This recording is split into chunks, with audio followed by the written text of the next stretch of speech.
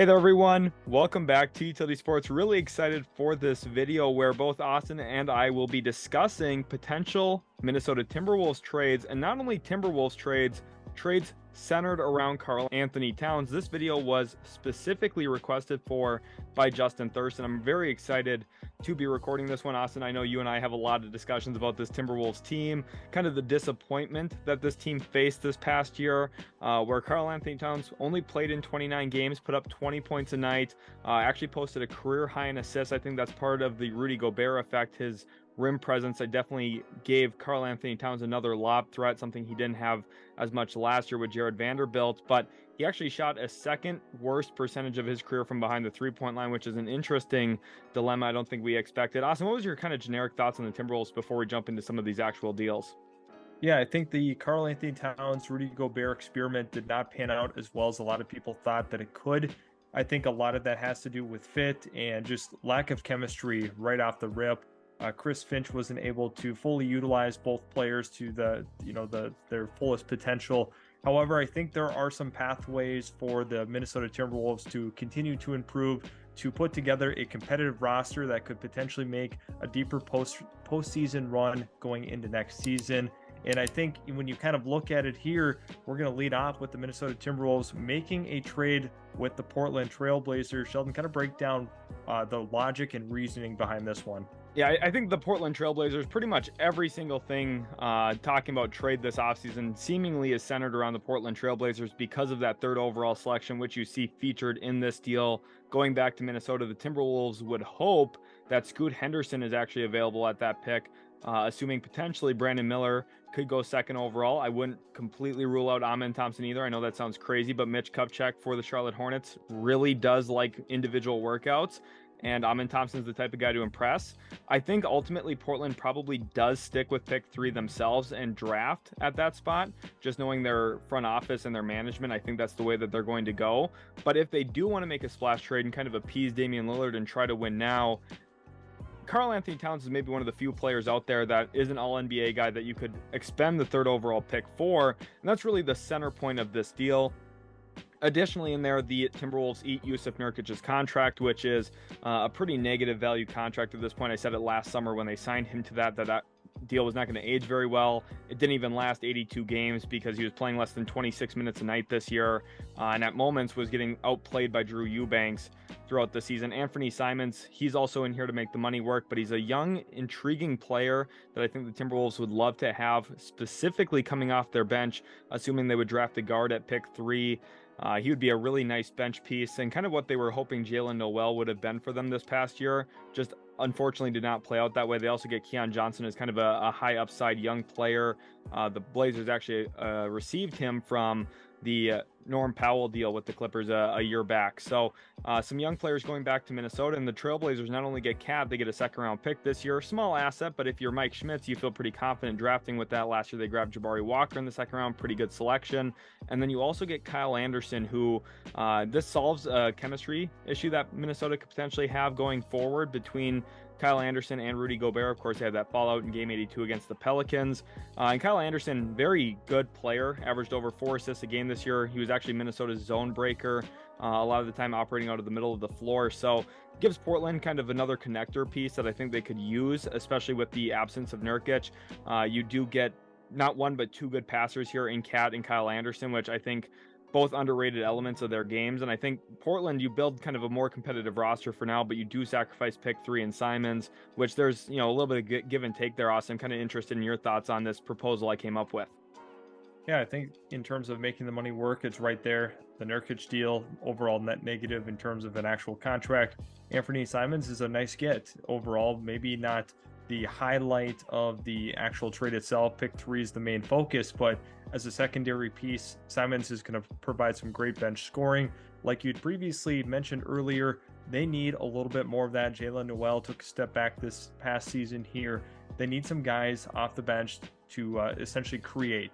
And Jordan McLaughlin as a backup point guard was not able to do so in any capacity. Overall net negative player there. But I think when you look at the trade itself, a guy like Keon Johnson, who was deemed to be a little bit raw on the offensive end, but terrific athlete, nice defender, I love this trade for the Timberwolves. I think it makes a lot of sense. Also for Portland, if they're looking to compete right now.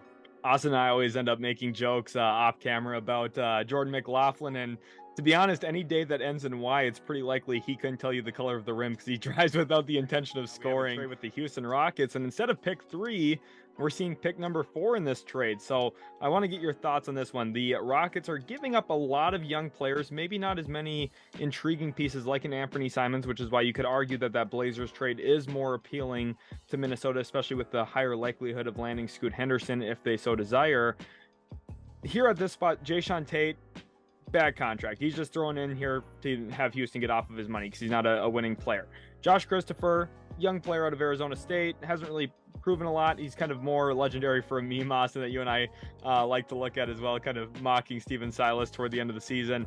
Usman Garuba from Spain actually played for Real Madrid or FC Real Madrid before. Now, obviously, at this point, he hasn't proven a lot in the NBA. Actually been a pretty bad player in the NBA so far, but he's young. And then Ty Washington, first-round pick from last year. They get some young pieces. The Rockets get McLaughlin. There he is. Second-round pick and Cat. I kind of want to hear your thoughts on this one too, Austin. Obviously, less impact players right now for Minnesota, but you're still getting a top 4 pick in this year's draft where there's a lot of good talent. I think this is all about the method of consolidation for the Houston Rockets, which is something that they need to focus on because they're going to continue to get to a point where they have too many young guys. And that's the same issue that Oklahoma City is going to have.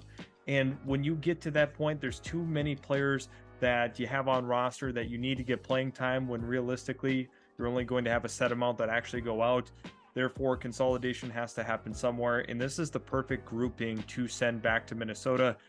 Minnesota, who lacks a little bit of depth, is getting a lot of depth pieces and taking some swings on upside, more specifically with Josh Christopher. And Garuba is another player buying extremely low on, but at the end of the day, I think his athleticism and some of his defensive upside can potentially, you can talk yourself into it.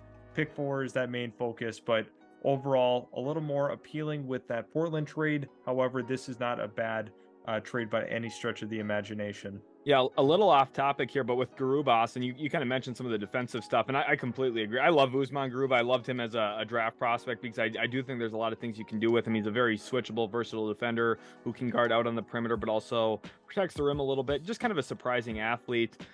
Even though he doesn't completely jump out of the gym, I think he's got good functional athleticism. And I think if there's a player on this list that Ime Udoka could maybe unlock and really help progress into the player a lot of people saw him as pre-draft, I think Garuba is really the guy that Ime Udoka might, be like kind of a career saver for him in a way. Not that Garuba has been like completely brutal so far, but he just hasn't been as good as advertised coming out of his draft. So he'll be an interesting name to watch, but ultimately, like I said earlier, I don't think this package is nearly as competitive for the Timberwolves as that other offer from Portland was. So moving into one pick lower, here we are, pick number 5 now, Austin. So we've talked about picks 3, 4, and 5 in this year's draft. And this one, again, I don't think very competitive in terms of the current roster, but you are looking at a former number 2 overall selection, actually 2 of them in this deal to be exact. Marvin Bagley, who was infamously selected before Luka Doncic, James Wiseman infamously selected before LaMelo Ball. You also have Killian Hayes, who was selected before Tyrese Halliburton.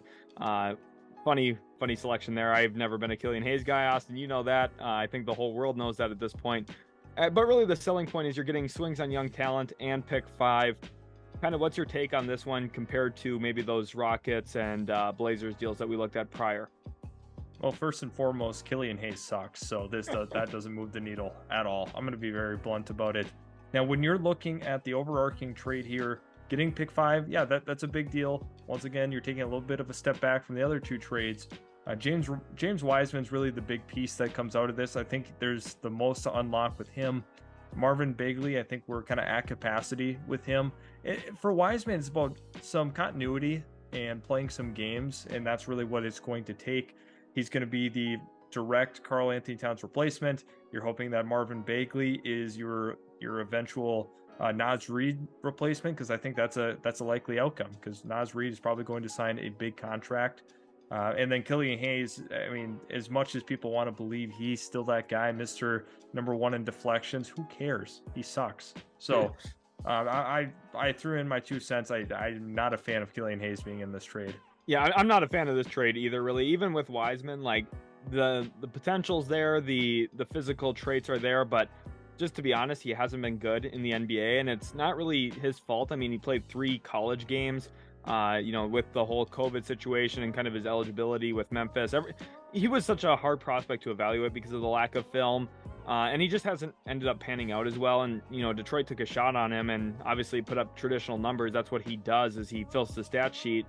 The issue is the teams never win when he's doing that. So it's not necessarily all his fault. Part of that comes down to coaching, and I think we saw Golden State had real troubles with developing while trying to win. That's a very tough thing to do. And I think it did stunt maybe what James Wiseman could have been in the league, but I don't think with where Minnesota's currently at, that even, the conglomeration of these younger players and pick 5, I just don't think it's enough for Karl-Anthony Towns, who is an all NBA caliber player, has been and continue to be going forward in the future, just because he's going to put up 20, 9 and 5 pretty much every single year. That's a really good number line. That's a really good stat line. I think he's going to continue to put up those numbers. So the question is, will he be doing that in Brooklyn, where we have a trade with the Brooklyn Nets? And here's the NBA's most polarizing player. It went from some people thought this guy was really great, some people thought this guy was brutal, to now some people think this guy's unplayable, and some people just think this guy's bad. That's kind of where the narrative's at right now around Ben Simmons. That contract, that's something that's bad. $38 million for the next 2 years for Ben Simmons. It's quite steep, but the Nets could use that to match money on an all-NBA level player like Karl-Anthony Towns, and they'll throw in 6 first-round picks at this trade as well. And comparatively to what we've seen Gobert get traded for, Kevin Durant get traded for, this is a heavy amount of assets. Now, it's picks 21 and 22 in this year's draft. It's a pick from Philly in 27, pick from Phoenix in 25 and 29, and then a swapped pick in 27 from the original Harden and the Harden deal between originally Brooklyn and Houston. So Austin, this one, the draft picks maybe not going to be as high as some of those other ones we looked at, 3, 4, and 5. You'd be kind of lucky to walk away with something that high in one of those future drafts, in my opinion. And you're taking on Ben Simmons' contract. Is this enough for Karl-Anthony Towns? And it would reset the deck for them, at least looking at their current situation after trading Gobert. I think when you look at the collective number of picks, it's really fun. It's exciting. Some people might even say, oh, that's too many picks to give away. But when you look at the actual quality of these draft picks, they're not going to be good. You look at a lot of Phoenix picks in there. To me, as long as Devin Booker is going to be there, they're going to be super competitive. They should be a perennial playoff team. So in that vein, I'm not super pumped about it, but it does hit the reset button there. And maybe there's something with Ben Simmons that you're able to try to unlock. I think that ship has sailed. I'm being way too optimistic. No, that's a disaster. That's a disaster waiting to happen. Ben Simmons and Rudy Gobert playing together makes me want to throw up in my mouth. But Timberwolves would be playing in game 75 to 74 would be the final score. Literally, though. I mean, I think Ben Simmons has a back issue that is non-fixable. I think that's way too far gone. But at the end of the day, the Wolves are collecting some draft picks, and that's what's going to matter. However, with them owning so many of their own draft picks, they need to stay competitive. So can Ben Simmons provide any amount of assistance in trying to win right now? The answer is probably not, but at the end of the day, maybe he's able to figure it out here in Minnesota. Highly unlikely, though.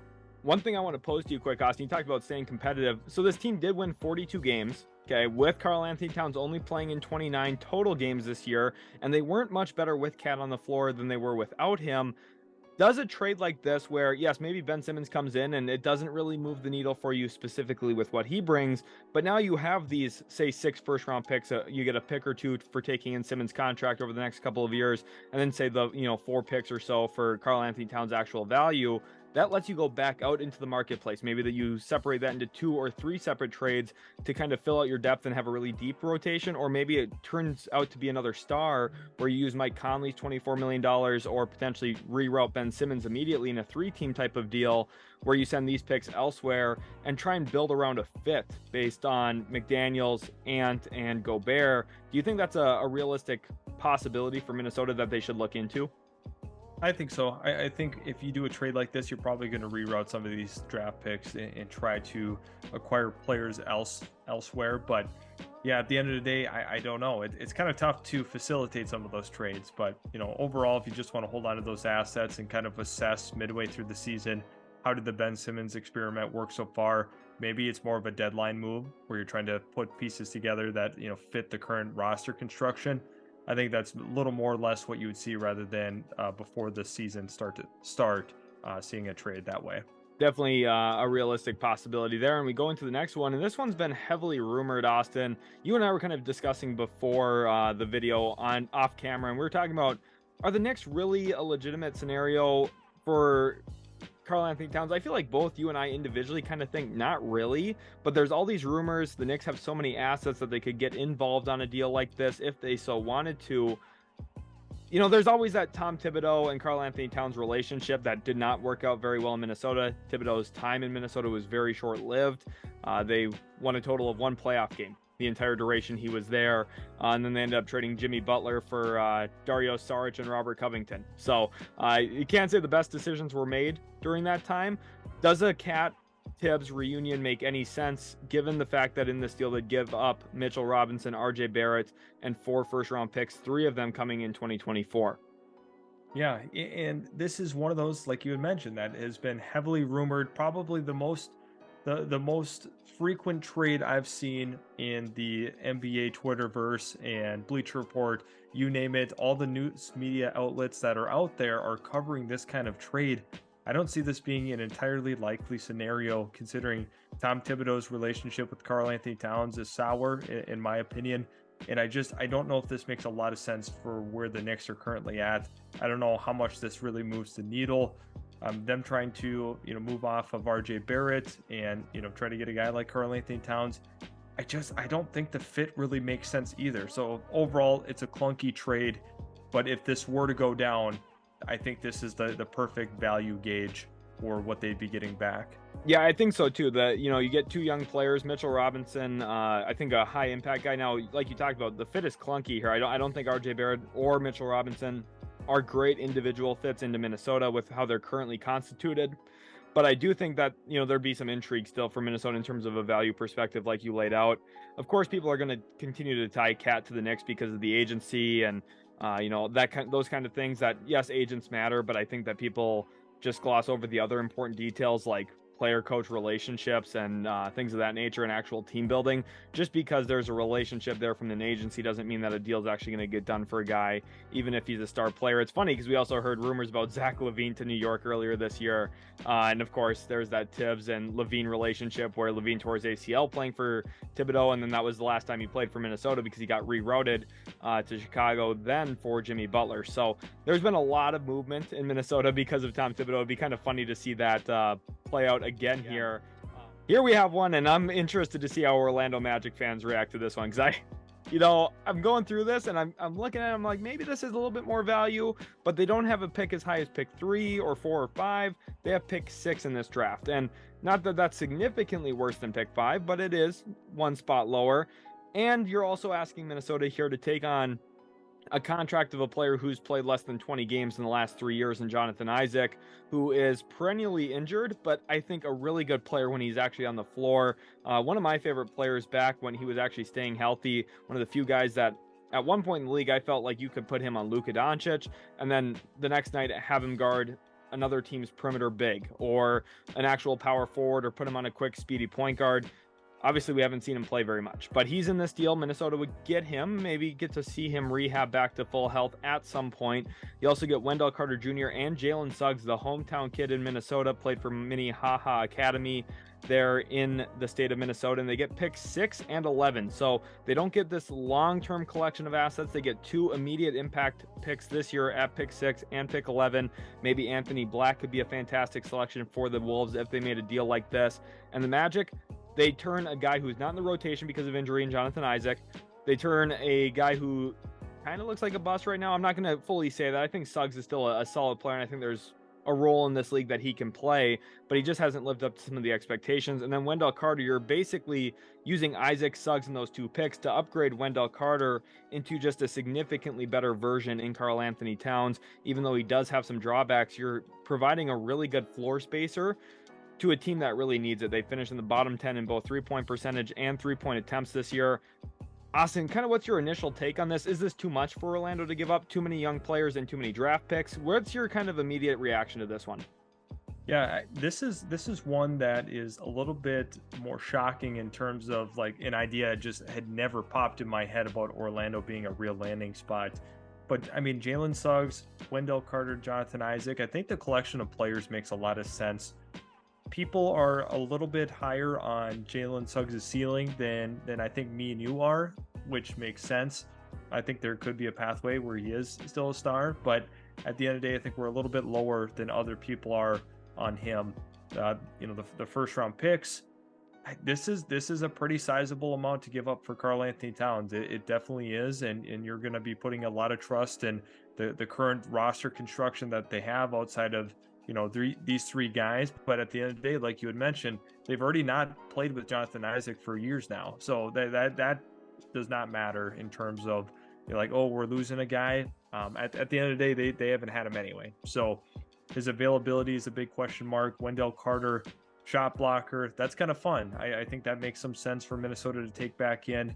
And then Jalen Suggs could be dynamic here in Minnesota, but I don't know if Minnesota loves that package back.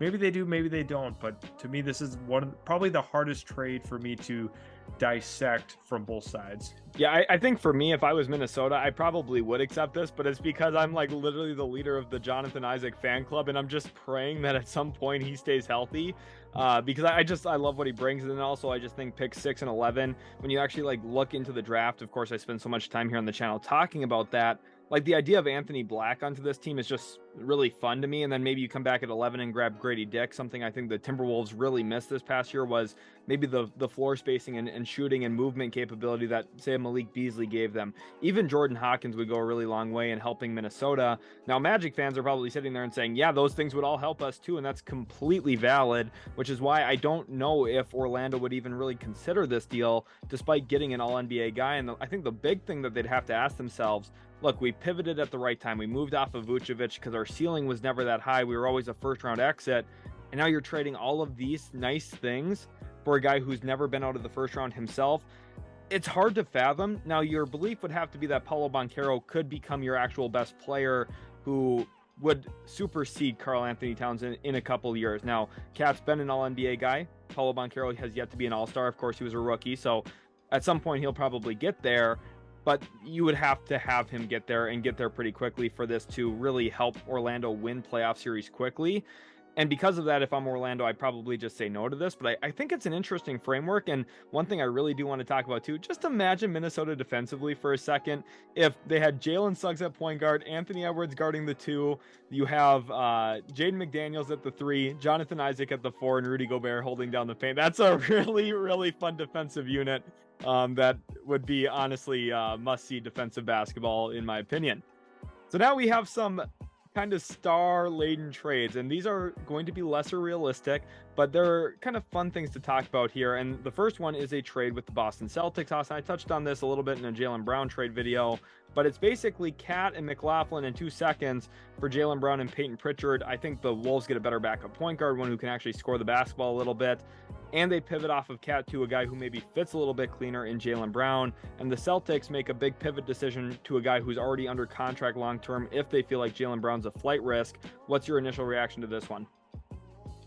Yeah, I mean, Jaylen Brown, there's been a lot of question marks about him and Jason Tatum moving forward. And I think if they do decide that they want to secure a guy long-term that they already have for sure under contract, Karl-Anthony Towns, an all-NBA guy, makes a lot of sense for them. I think he'd be a terrific fit alongside of Jason Tatum.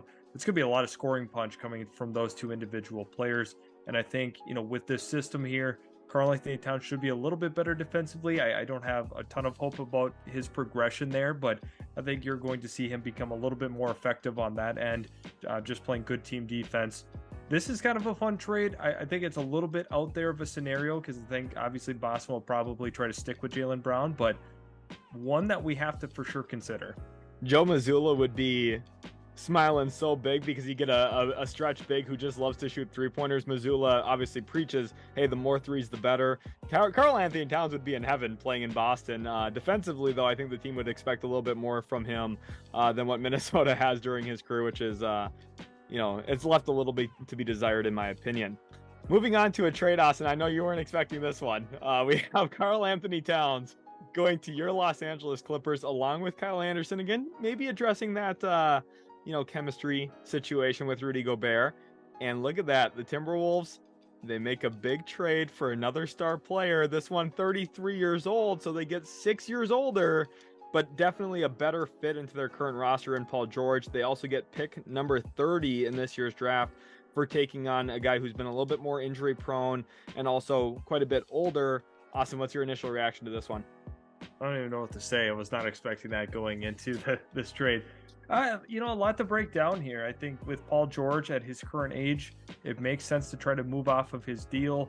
The Clippers are going to probably shake things up in one way or another this offseason. That is the MO. Kyle Anderson going to the Clippers, great connector piece there. Phenomenal.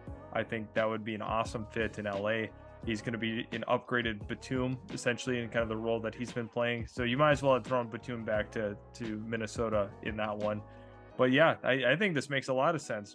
The Clippers get a lot younger, and the Wolves just end up with the much better player in Paul George. Some people wouldn't agree with that, but it's just a reality. Heading into this season, Paul George is much better than Karl-Anthony Towns.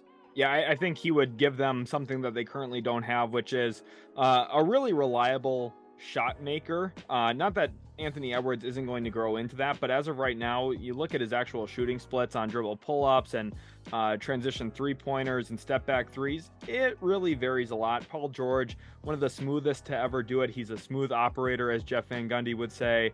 And I think he's just a fantastic basketball player. I don't think that's high-end analysis. I just think that everybody knows that, except for haters. And I think the Timberwolves would be significantly better for the next 2 or 3 years after making this deal. The question is that worth the long-term sacrificing Karl-Anthony Towns and the fact that he's on an extension for 4 or 5 more years for Minnesota? That's the real big question. You have to ask yourself. But realistically, I think Minnesota, the improvement makes so much sense.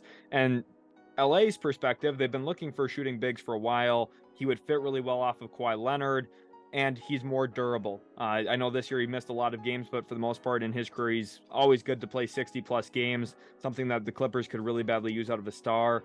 And I think he would give the Clippers a completely different look and maybe be able to flow back into that 5-out offense that they like to run, because Cat can catch and shoot, he can catch and drive, pretty good passer off the move as well. So there's some real pros to this for both sides, I think, but it's one that I just don't even think this trade would even get discussed, but it's a fun one to look at. Now going into our final trade of the video, Austin, and this one with the Atlanta Hawks, we have a Trae Young for Karl-Anthony Towns flip, whereas Kyle Anderson also gets attached here to Atlanta to kind of promote some of the ball movement that Quinn Snyder likes to play with. Like you said, Austin, Kyle Anderson, really good decision maker. He's going to help kind of facilitate that type of offense, where Atlanta was actually the team that ranked dead last in the league for assists per pass. They actually pass the ball very little, but they have a very high assist rate because the ball is constantly in Trae Young or DeJounte Murray's hands. So this is more about connectivity. Is Karl-Anthony Towns and Kyle Anderson a good fit next to DeJounte Murray and some of the other pieces they have there? And for Minnesota, you're getting kind of the polar opposite of Rudy Gobert, a dynamic offensive player, a deep range shot maker who doesn't really defend very well. Kind of Rudy Gobert and Jaden McDaniels and Anthony Edwards kind of hide some of Trae Young's deficiencies. The answer to that is maybe yes, and I think this is kind of a solution for fit. Again, this trade will not happen. I'm going to promise you that. But I think it's just fun to kind of canvas the league sometimes and take a look at it. Austin, who wins this type of trade, and kind of what's your thoughts between Trae and Cat here? I think Kyle Anderson makes this trade a lot closer because initially I prefer Trae Young over Karl-Anthony Towns, but at the end of the day, if you're looking at it from a one scope, just 1 year, Kyle Anderson helps him out tremendously in Atlanta. But Trae Young being able to play alongside of McDaniels and Anthony Edwards, Rudy Gobert, there's a lot of terrific perimeter and interior defenders on that team. And you put Trae Young into the mix, another shot creator, a guy that can create for others, is going to help out this team tremendously. Talk about a guy that can score the rock and move the ball. To me, that's kind of an exciting lineup if you're able to add a guy like Trae Young into it. Like you said, it's not going to happen, but there's always that what if and kind of a fun little scenario to kind of play out in our heads. I think my biggest issue with Minnesota this year, specifically when D'Lo was still on the roster, was Rudy Gobert would set a fantastic screen, kind of open up the game a little bit. He'd work his way downhill and he'd be ultimately open, whether that's on a lob pass or on a kind of a crafty below the belt finish. And D'Angelo Russell just never saw it. I think the addition of Mike Conley significantly helped this Timberwolves team, but Trae Young would take it to a completely different level. He's one of the best pick and roll passers in the NBA, and something that when I evaluated him as a prospect, I thought his size was going to be such an issue because he's so little, but he's just so creative, and he understands how to use his arm angle specifically to open up so many things, and he's got really good pace and patience that, like, Rudy Gobert could honestly average 20 points a game playing with Trae Young. That's how good of a passer Trae Young is, and I think it would completely transform this Timberwolves offense in a way that they'd be so good, actually, offensively. Now, defensively, Young's deficiencies, I think, would rear its ugly head in the playoffs a little bit. But, you know, Minnesota, it would be so fun to watch Trae Young and Rudy Gobert together because they're just so different. But I thought this would be a really fun trade to kind of end on. Again, it's not going to happen. Okay, these last three trades with Brown and Paul George and Trae Young were kind of more to have a little bit of fun here on the channel. We usually kind of deep dive and try and take things as serious as possible, but we want this video to be a little bit more chill, relaxed, and kind of talking about cat trades that probably won't happen but would be fun to see. And I think this Trae Young one definitely is the epitome of that. Thank you all so much for watching. I really hope you enjoyed. Had a lot of fun chatting hoops with you, Austin, and also love seeing our comments from our viewers. If you are new, make sure to leave a like, subscribe to the channel for more, and we'll catch you in the very next Utility Sports video.